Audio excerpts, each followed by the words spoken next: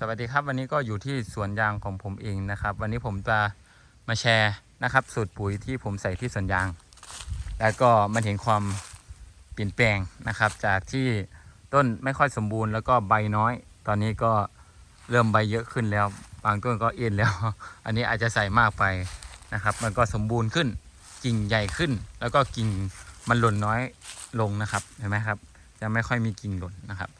ผมปรับเปลี่ยนมาแล้วประมาณ3 ปีเดี๋ยวเล่าให้ฟังว่าเริ่มแรกผมทำยังไงบ้าง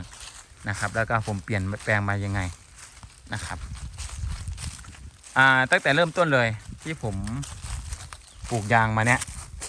นะครับปลูกยางมาก็ประมาณ10 กว่าปีแล้วแหละผมก็ใส่เคมีล้วนๆเลยครับไม่ได้ใส่อินทรีย์เลยนะครับเป็นเคมีล้วนนะครับตั้งแต่ปลูกจนโตจนกรีดนะครับแต่ผมเพิ่งมาปรับเปลี่ยนเมื่อ3 ปีที่แล้วครับ2-3 ปีที่แล้วปีนี้เป็นปีที่3นะครับจะเห็นความต่างของต้นแล้วก็ใบเลยนะครับแต่ก่อนใบไม่ค่อยมีแล้วครับส่วนยางของผมนะครับเดี๋ยวพาไปดูส่วนข้างๆก็ได้ที่เป็นดินลักษณะดินเหมือนกันนะครับแต่ตอนนี้ดินผมเริ่มเปลี่ยนแล้ว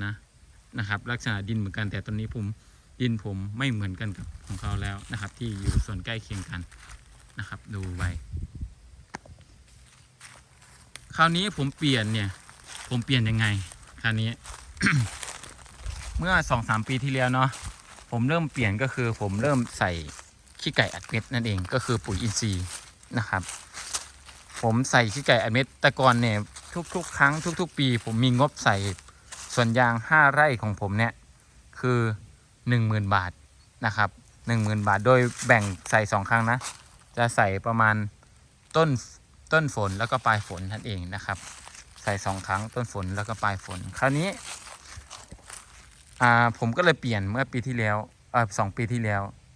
นะครับเปลี่ยนก็คือว่าตัวเองเคยใส่เคมีล้วนปกติใส่เคมีล้วน 5,000 เนี่ยได้ประมาณ4 กระสอบครับ 5,000 ได้ประมาณ4 กระสอบแล้วคราวนี้ก็เปลี่ยนเป็น 5,000 เนี่ยเอาปุ๋ยอินทรีย์20 กระสอบแล้วก็ปุ๋ยเคมีอีก1 กระสอบนั่นเองนะครับผมก็เลยเปลี่ยนไปเนี้ยเมื่อ 2-3 ปีที่แล้วนะครับพอเปลี่ยนแปลงเสร็จปุ๊บในปลายฝนผมก็ใส่เหมือนเดิมนะครับปลายฝนก็ใส่เหมือนเดิมปีแรกผมก็เลยคิดว่าบางทีเปลี่ยนสูตรปุ๋ยอาจจะไม่มีผลอะไรนะครับยางก็ยังออกเหมือนเดิมนะครับออกเท่าเดิมตอนที่ใส่เคมีเลยนะครับปีที่2มาผมก็เลยใส่อีกนะครับสูตรเดิมเลยก็คือปุ๋ยอินทรีย์ขี้ไก่อัดเม็ด20 กระสอบนะครับแล้วก็ปุ๋ยเคมีอีก1 กระสอบนะครับต่อครั้งนะก็คือต้นฝนและปลายฝนนะครับในงบ 10,000 บาทของผมนะครับคราวนี้ปีนี้เป็นปีที่3ครับผมก็เลยเริ่มเห็นว่าส่วนยางผมเริ่มมีความเปลี่ยนแปลงคือใบมันเริ่มเยอะขึ้นหนาขึ้นแต่ก่อนนี่ใบน้อยมากเลยครับเดี๋ยวพาไปดูส่วนข้างๆก็ได้นะครับแต่ก่อนใบน้อยตอนนี้เริ่มหนาขึ้นเยอะขึ้นแตกต่างกันเลยนะครับกับ2-3 ปีก่อนนะครับคือผมใส่มาปีที่3เนาะที่แรกผมคิดว่ามันจะไม่มีผลอะไรมันจะไม่เห็นผลขนาดนี้นะครับในงบเท่ากันนะครับจนมาถึงปีนี้ท่านผู้ชมเชื่อไหมผมใส่จาก20 กระสอบใช่ไหมครับตอนนี้ปีนี้ผมใส่10 กระสอบเท่านั้นเพราะว่าผมเริ่มเห็นว่ายางของผมมันเริ่มเอ็นแล้วนะครับเริ่มเอ็นก็คือมันเริ่มที่จะกิ่งเยอะหนักใบนะครับเพราะฉะนั้นแล้วผมก็เลยลดปริมาณปุ๋ยลงมาก็คืออินทรีย์10 กระสอบแล้วก็เคมีอีก1 กระสอบนั่นเองนะครับหรือเราอยากจะขยับไป2 กระสอบก็ได้นะครับแต่ถ้าอยากลดต้นทุนนะครับก็ใส่เคมี1 กระสอบก็ได้นะครับในพื้นที่5 ไร่ของผมนะอันนี้ปีนี้ผมให้คนอื่นกรีดแล้วครับไม่ได้ตัวเองกรีดเหมือนเดิมก็เพิ่งกรีดได้มีเดียวครับมีเดียวเป็นกระเป๋ารุ่นใหญ่นะครับรุ่นไซโลนะครับ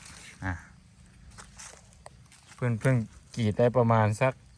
4-5 มีดแล้วเพราะว่าขายไปรอบหนึ่งแล้วครับอันนี้รอบที่2ก็เพิ่งจะมีแรกผมว่ามันเปลี่ยนนะครับไม่เหมือนเดิมจริงๆนะครับส่วนยางผมจากที่ไม่ค่อยมีใบมากนะครับตอนนี้ต้นเริ่มเอ็น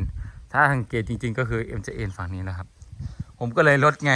ก็คือไม่ได้ใส่ปุ๋ยมากเหมือนเดิมนะครับคือถ้าพูดจริงๆแล้วก็อาจจะลดต้นทุนในการใส่ปุ๋ยลงนะครับโดยการเปลี่ยนสูตรปุ๋ยนะครับ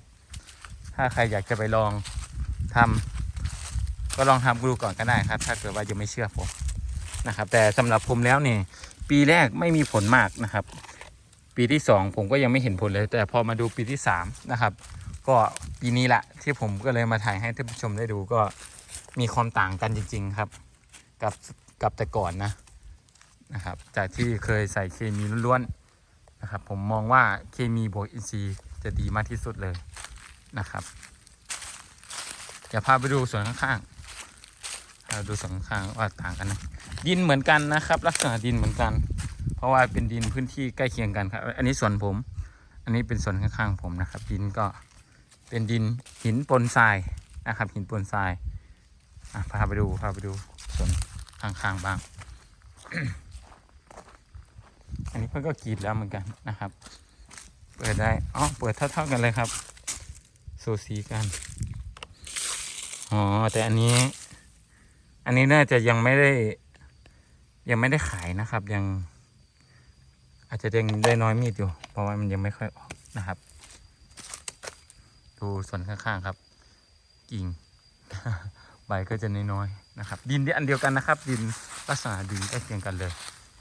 นะครับลักษณะดินใกล้เคียงกัน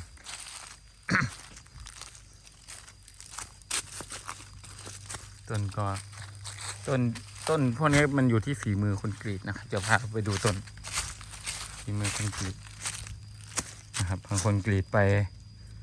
ไม่ดูหน้าเลยนะครับก็ลุยไปใช่ไหมครับเพราะอันนี้มันหักเรามาดูฝั่งนี้มันจะมีความห่างใบแล้วก็ใบมันจะเล็กครับใบจะเล็กกว่านะครับของผมจะเป็นใบใหญ่หนาจะต่างกันอยู่นะครับเพราะฉะนั้นก็ลองเปลี่ยนสูตรปุ๋ยดูนะครับจากที่เคยใส่เคมีเยอะก็เพิ่มอินทรีย์เข้าไปผมว่ามีผลแน่นอนปีแรกปีที่2อาจจะไม่มีผลนะครับแต่ปีที่3เนี่ยจะเห็นความต่างของมันเลยครับเพราะฉะนั้นก็แนะนำให้ไปลองใช้ดูก่อนจะลองดูนะครับส่วนขี้ไก่อัดเม็ดถ้าจังหวัดบึงกาฬนะครับผมก็มีขายนะครับไม่ต้องไปหาซื้อไกลนะครับส่วนใหญ่ก็หายาก เพราะว่าเขาไม่ค่อยมีขายตามหน้าร้านส่วนใหญ่เขาจะขายเป็นปุ๋ยที่เป็นปุ๋ยอินทรีย์นะครับเขาก็ขายในราคาประมาณสัก350 บาทนะครับตามนั้นมันก็แพงคราวนี้ผมก็เลยมาถ่ายให้ท่านผู้ชมดูนะครับที่สวนเห็นไหมครับเห็นความแตกต่างเนาะใบมันจะต่างกันขนาดใบก็ต่างนะครับขนาดใบก็ต่างแล้วก็ความหนาของใบความเขียวของใบแต่ว่าเสียงเดียวคือใช้เยอะเกินไปนะครับต้นนี่เริ่มเอ็นเยอะแล้ว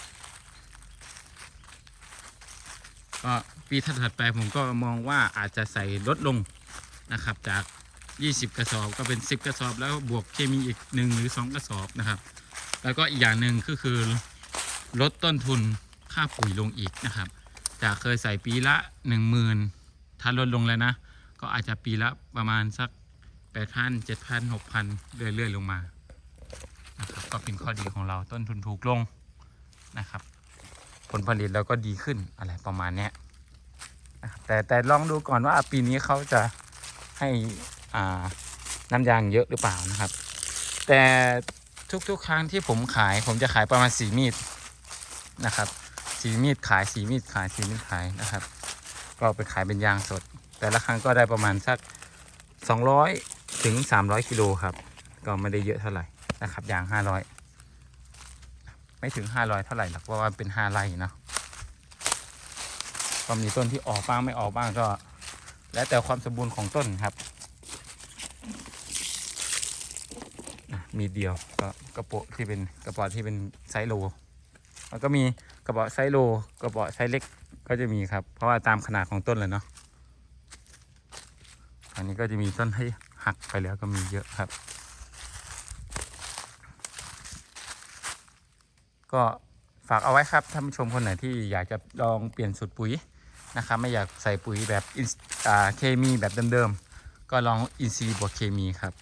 นะครับวันนี้ก็ฝากไว้แค่นี้ครับสวัสดีครับ